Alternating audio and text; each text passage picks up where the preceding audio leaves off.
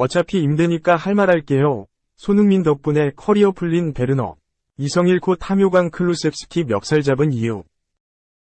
토트넘이 풀럼에게 대패한 뒤 은퇴 선수들이 토트넘 공격수 브레넌 존슨과 티모 베르너에게 날카로운 비판을 가했다. 토트넘은 지난 17일 한국 시간 풀럼과의 2023에서 2024 시즌 프리미어리그 원정 경기에서 0-3으로 참패했다. 토트넘이 무득점으로 경기를 마친 것은 올 시즌 리그에서 처음이다. 토트넘은 리그 28경기 연속 득점에 성공했으나 이번 경기에선 한 골도 넣지 못하고 무기력한 모습이었다. 토트넘은 풀럼에게 계속 끌려다녔다. 전반 42분 호드리구 무니스에게 선제골을 먹힌 뒤 후반 4분 과후반 16분 연속골을 허용하며 손도 못 쓰고 패했다. 토트넘 공격진의 활약은 빈약했다. 최전방 공격수로 나선 손흥민은 슈팅을 2개밖에 기록하지 못했고 상대방 페널티 박스 안에서의 터치도 6차례에 그쳤다. 윙어로 선발 출전한 브레넌 존슨과 데얀 쿨루세브스키도 각각 2차례와 1차례 슈팅이 끝이었다. 그렇다고 공격진에게 찬스가 없었던 것은 아니다. 후반 23분 왼쪽 측면에서 손흥민이 가운데에 있는 존슨에게 내줬지만 존슨의 논스톱 슈팅은 골문을 빗나갔다. 골키퍼가 막기 힘든 위치여서 골문 안으로만 넣었으면 득점이었다. 교체로 들어온 티모 베르너는 빈 골문에 골을 넣지 못했다. 후반 24분은 존슨이 가운데에서 침투하는 베르너에게 내줬고 골키퍼가 넘어져 있었는데도 베르너는 공을 허무하게 골문 밖으로 내보냈다. 팬들은 이렇게 넣지 못하는 모습이 진정한 베르너의 모습이다. 우리 할머니도 저 기회에서 골을 넣겠다. 베르너는 과거 첼시에서 뛸 때랑 비교해서 전혀 나아진 게 없다. 는 등의 반응이 이어졌다. 비판은 결정적인 찬스를 놓친 존슨과 베르너에게 향했다. 경기 후 에스턴 빌라의 레전드 공격수였던 가브리엘 아그볼라어는 영국 스포츠 매체인 토크 스포츠에 나와 존슨과 베르너는 리그 우승에 도전하는 팀에서 선발 출전해서는 안 된다. 며 그들은 벤치에 있어야 한다. 고 일침을 가했다. 토트넘의 전 미드필더 제이미 오하라도 토크 스포츠에 나와 존슨은 이번 경기에서 너무 좋지 못했다. 며 그에게 너무 많은 기회를 줬다. 고 말했다. 토트넘 주장인 손흥민은 경기 후 인터뷰에서 이런 경기력을 팬들에게 보여서는 안 된다며 모든 선수가 정신을 차려야 한다고 말했다. 캡틴으로서 대패의 책임을 느끼는 손흥민이었다. 존슨과 베르너 모두 이번 시즌 토트넘에 영입됐다. 존슨은 지난 9월 노팅엄 포레스트에서 토트넘으로 왔고 베르너는 지난 1월 라이프치히에서 임대로 토트넘에 영입됐다. 두 선수의 다른 공통점도 있다. 두 선수 모두 손흥민이 매우 아끼는 선수라는 점이다. 존슨과 손흥민은 훈련 때마다 사이 좋은 모습이 토트넘 SNS에 자주 올라왔다. 손흥민은 지난 3일 크리스탈 팰리스와의 경기에서 토트넘 데뷔골을 넣은 베르너를 매우 축하해주며 머리까지 쓰다듬는 모습이 펼쳐졌다. 하지만 둘의 활약은 아직 외부의 마음에 들지 않는 모습이다. 존슨은 올 시즌 25경기 중 18경기 선발로 나서며 중용받고 있으나 결정적인 상황에서 아쉬운 선택으로 팬들에게 실망을 안겼다. 그는 좌우를 번갈아 윙어로 모두 뛰고 있으나 어디에서도 특출난 모습은 보이지 않는다. 기록만 보면 25경기 4골 6도움으로 준수하다. 베르너도 마찬가지다. 그는 4년 전 프리미어리그의 첼시로 이적해 많은 기대를 받았으나 엄청난 결정력 부족으로 2년 만에 첼시에서 나가게 됐다. 프리미어리그로 다시 입성했으나 여전히 그의 결정력은 나아질 기미를 보이지 않고 있다. 지난 경기 4위 에스턴 빌라를 꺾으면 승점 차를 2점으로 좁혔으나 다시 3점으로 벌어졌다. 이번 시즌 프리미어리그는 5위까지 우에파 챔피언스리그 진출권을 따낼 수도 있으나 확실하게 따내기 위해서는 4위 안에 들어야 한다. 대패를 맞이한 토트넘은 2주간의 A매치 휴식기를 맞이한다. 오는 31일 루턴 타운과의 홈경기에서는 두 선수가 더 나은 활약을 보여야 토트넘이 승점 3점을 챙길 수 있다.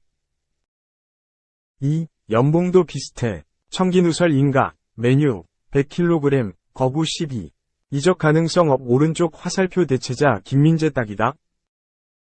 영국 매체 풋볼 런던은 지난 17일 한국 시간 웨스트햄 유나이티드는 해리 맥과이어를 영입하기 위해 특별한 제안을 준비하고 있다 라고 보도했다. 웨스트햄은 지난해 여름 이적 시장 때 키 194cm, 체중 100kg 거부 수비수 맥과이어 영입을 노렸으나 불발됐다. 웨스트햄이 진지한 관심을 보였고 맨유도 제안에 귀를 기울이면서 영입이 성사되는 듯했으나 끝내 합의점을 찾지 못해 맥과이어는 맨유에 잔류했다. 맨유에 잔류하게 된 맥과이어는 시즌 초반 계속 벤치만 지키며 전력의 자원으로 분류됐지만 경쟁자인 라파엘 바란, 리산드로 마르티네스가 부상을 입으면서 출전 기회를 얻었다. 이후 출전할 때마다 좋은 모습을 보이며 다시 맨유의 주전 수비수로 등극했다. 올 시즌 맥과이어는 모든 대회에서 24경기에 나와 2골 2도움을 올렸다. 출전 시간은 총합은 1695분에 이르렀다. 특히 지난해 11월엔 리그 3경기를 모두 무실점으로 마쳐 전승을 이끌면서 프리미어리그 이달의 선수상도 수상했다. 프리미어리그에서 검증된 수비수인 맥과이어가 다시 좋은 활약을 펼치자 웨스트햄이 다가오는 여름 이적 시장 때 다시 한번 영입을 시도할 준비를 하기 시작했다. 이적 여부는 전적으로 맥과이어한테 달렸다. 맨유와 맥과이어 사이에서 체결한 계약 기간은 2025년 6월에 만료된다. 계약 기간이 이제 1년밖에 남지 않았기에 내년 여름에 이적료 없이 자유계약 선수 FA로 내보내지 않으려면 재계약을 하거나 이번 여름에 방출해야 한다. 매체도 지난 여름 웨스트햄이 맥과이어 영입을 두고 맨유와 3천만 파운드, 약 510억 원의 계약을 맺었다는 보도가 나왔으나 무산됐다 라며 웨스트햄은 여전히 맥과이어 영입에 열중하고 있으며 그의 계약 상황을 활용할 수 있을 것으로 생각된다 라고 밝혔다. 더선을 인용한 매체는 시즌이 끝나면 웨스트햄은 맥과이어를 영입할 계획이다 라며 웨스트햄을 이끄는 데이비드 모예스 감독은 맥과이어의 열렬한 팬이며 이번 여름 맥과이어를 영입하기로 결심해 1,500만 파운드, 약 255억 원가 제한됐다 라고 설명했다. 올 시즌 맨유 주전 수비수로 활약 중이지만 계약 기간이 얼마 남지 않았기에 만약 맥과이어가 재계약 제안을 거부하거나 계약 연장 제의를 받지 못한다면 이번 시즌을 끝으로 맨유와 맥과이어가 결별할 가능성이 높아질 것으로 예상된다. 한편 맥과이어가 이적설에 휘말리면서 만약 맥과이어가 팀을 떠난다면 맨유가 새로운 수비수로 어떤 선수를 데려오게 될지 관심이 쏠리기 시작했다. 이때 지난해 여름 러브콜을 보냈으나 영입이 불발됐던 김민재의 이름이 거론됐다. 대한민국 수비수 김민재는 지난 시즌 이탈리아 세리에 A SSC 나폴리에서 맹활약하며 유럽 빅클럽들의 관심을 한몸에 받았다. 지난 2022년 여름 티르키의 페네르바체를 떠나 나폴리에 둥지를 튼 김민재는 합류하자마자 팀의 핵심 수비수로 거듭나며 나폴리의 세리에 A 우승을 이끌었다.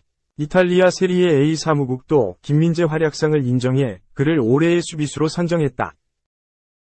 김민재가 명실상부 유럽 최고의 수비수로 등극하자 세계 최고의 클럽들이 영입 레이스를 펼쳤다. 과거 한국 축구 레전드 박지성이 뛰었던 잉글리시 프리미어리그 명문 맨유가 김민재 영입에 지대한 관심을 드러내며 협상을 이어갔다. 그러나 맨유의 영입 시도는 독일 분데스리가 챔피언 바이에른 뮌헨에 의해 저지됐다. 뮌헨은 나폴리에 김민재 바이아웃 5천만 유로, 약 726억 원을 지불하기로 합의했고 김민재도 뮌헨 이적을 원하면서 맨유의 김민재 영입은 불발됐다. 뮌헨은 이제 막 새로 영입한 김민재 실력을 믿어 곧바로 선발로 내세웠다. 분데스리가 개막전부터 선발로 나선 김민재는 꾸준히 선발 출전하면서 15경기 연속 선발 풀타임을 뛰어 과부하가 우려되기도 했다. 당시 마테이스 더리우트가 부상으로 전력에서 이탈하면서 김민재는 프랑스 센터백 다요 우파메카노와 함께 뮌헨 수비진을 책임지며 전반기 경쟁을 도왔다. 그러나 2023 아시아 축구연맹 AFC 아시안컵 카타르를 다녀온 후 김민재 입지가 크게 변했다. 전반기 동안 부동의 주전으로 활약하던 김민재는 겨울 이적 시장 때 새로 영입된 에릭 다이어와의 경쟁에서 밀리며 벤치를 지키기 시작했다. 미네는 지난 2월 리그와 유럽축구연맹, 우에파, 챔피언스리그에서 3연패를 당하자 과감히 김민재를 빼고 다이어와 버리우트를 선발로 내세웠다. 김민재가 벤치로 내려간 RB 라이프치히와의 리그 23라운드 홈경기에서 2에서 1로 승리하며 연패 탈출에 성공하자 투엘 감독은 센터백 조합을 바꾸지 않기로 결정했다. 결국 김민재는 최근 5경기 1경기만 선발로 나서고 나머지 4경기를 벤치에서 시작했다. 김민재가 벤치를 지키는 동안 위넨이 5경기에서 4승 1무를 거두고 있기에 김민재로선 출전 기회를 잡기 어려운 상황이다. 최근 3경기 연속으로 선발 출전에 실패한 김민재는 현 상황에 대해 입을 열었다. 그는 지난 10일 독일 T-온라인과의 인터뷰에서 난 이전에 이런 경험을 한 적이 없다. 하지만 이것에서 무언가 배울 수 있다고 생각한다. 라며 겸허한 모습을 보였다. 이어 단지 내가 뛰지 않은 것이 내가 완전히 길을 잃은 것을 의미하지 않는다. 라며 난 항상 경기장 안팎에서 내 능력들에 대해 자신감이 있다. 라며 경쟁 의지를 불태웠다. 또 난 지금까지 정말 많은 경기들을 뛰었다. 하지만 미넨에 정말 좋은 선수들이 많기 때문에 내가 뛰지 못하는 일이 일어날 수 있다. 과거에 난 내가 좋지 않을 때에도 항상 경기를 뛰었다. 라며 하지만 지금은 내가 뛰든 뛰지 못하든 팀과 동료들의 경기력에 따라 빠질 수 있다고 생각한다. 라도 전했다. 그러면서 내가 만족하지 않는 건 아니다. 그리고 난 항상 열심히 훈련하고 있다. 라며 현 상황에 좌절하지 않고 반등하기 위해 노력할 것을 다짐했다. 김민재가 미넨 주전 경쟁에서 어려움을 겪자 지난해 여름 김민재를 노렸던 맨유가 상황을 주시하기 시작했다.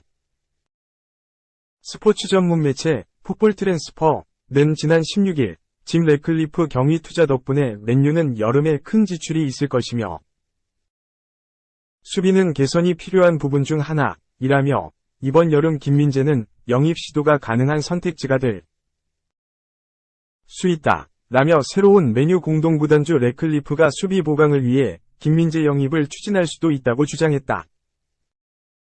이에 대한 근거로 매체는 데이터 전문가 SCI 스포츠에 따르면 맨유는 김민재를 영입하는 게 좋다. 라며 김민재는 기량 면에서 현 메뉴 수비수인 라파엘 바란과 리산드로 마르티네스보다 더 나은 최고의 센터백이 될 것이라고 설명했다. 그러면서 물론 현 시점에서 김민재가 미넨을 탈출할 발법을 찾을 것인지에 대해 말하는 건 너무 이르지만 김민재는 메뉴가 주시해야 할 선수가 될 수 있다. 라고 전했다. 또 다른 매체 스트레티 뉴스도 17일 김민재가 바이에른 뮌헨에서의 상황을 고려하는 동안 맨체스터 유나이티드는 이를 주의해야 한다. 라고 밝혔다. 매체는 김민재의 심경 고백 내용을 전하면서 맨유가 과거에 김민재에게 관심을 갖고 있었다는 걸 알고 있으니 다시 문을 두드리는 건 어떨까? 라며 우리 생각엔 뮌헨이 김민재나 우파메카노와 같은 선수를 급하게 팔 것 같지는 않지만 그들에겐 최고의 센터백이 적어도 3명이나 있다. 이는 관리하기 쉬운 상황이 아니다. 라고 전했다. 이어 맨유는 김민재 대리인과 접촉해 현 상황을 활용하려고 노력해야 한다. 라며 이를 통해 우린 김민재가 여름에 맨유로 이적할 가능성이 있는지 알아낼 수 있다. 라며 맨유가 김민재 영입 가능성이 얼마나 될지 확인해야 한다고 주장했다. 마침 맥과이어도 이적 가능성이 생기면서 다가오는 여름 때 맥과이어가 떠나고 김민재가 빈 자리를 메꾸는 미래가 이뤄질 가능성이 생겼다. 또 맥과이어와 김민재가 현재 팀에서 받고 있는 급여가 크게 차이 나지 않기에 맨유에 큰 부담이 되지 않을 것으로 예상된다.